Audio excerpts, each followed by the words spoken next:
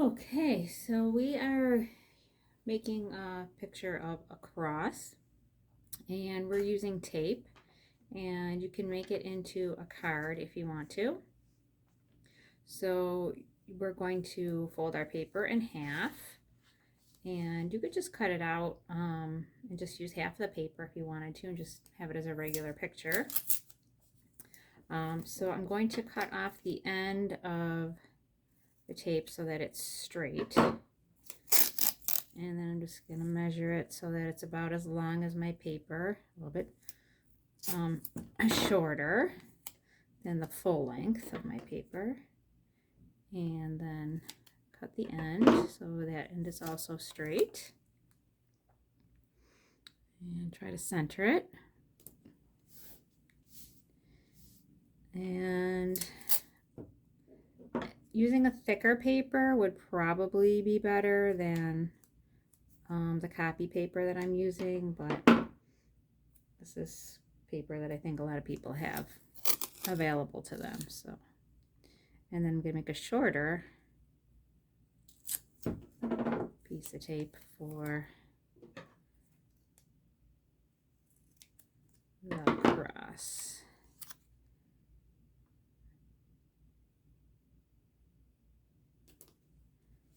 Okay, and then I'm going to use marker on a piece of plastic. So I just colored with marker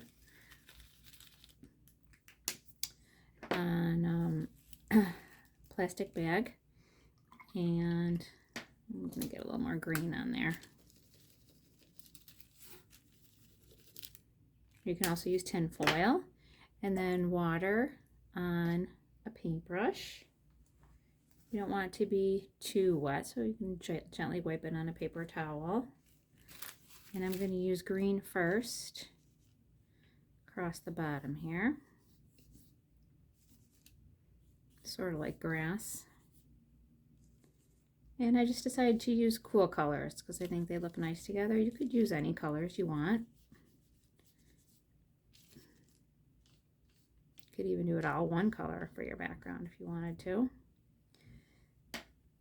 And I'm going to clean off my brush. And then I'm going to use some of the blue. So I can paint right over that tape. I don't want my paper to get too soaking wet, because then I think it will tear. And your paint will get a lot lighter if your brush is real wet. And you want to have that contrast between the white paper and your marker colors.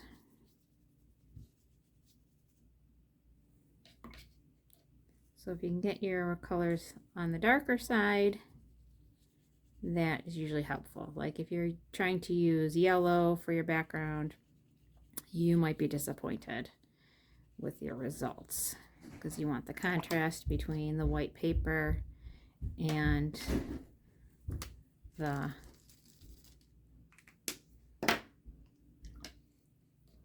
color of your paint, or in this case your marker paint. So I just alternated the blue and the purple for my sky. And you could go right out to the edges of your paper if you wanted to. And then just try to carefully peel away your tape when you are done with your painting. Now it might be helpful to let it dry a little bit first. I'm not really sure. I just tried it right away. And I did get some of my paper peeling a little bit when I was pulling off that part of the tape there. So I'm guessing that the longer your tape is on there, probably the more it would stick. Although I don't know if it would help to let the paper dry a little bit more before trying to get tape off. So I'm going from the other direction now because my paper was ripping a little bit onto my tape, and that seems to be helping. All right, and so there's my finished project. Good luck with yours.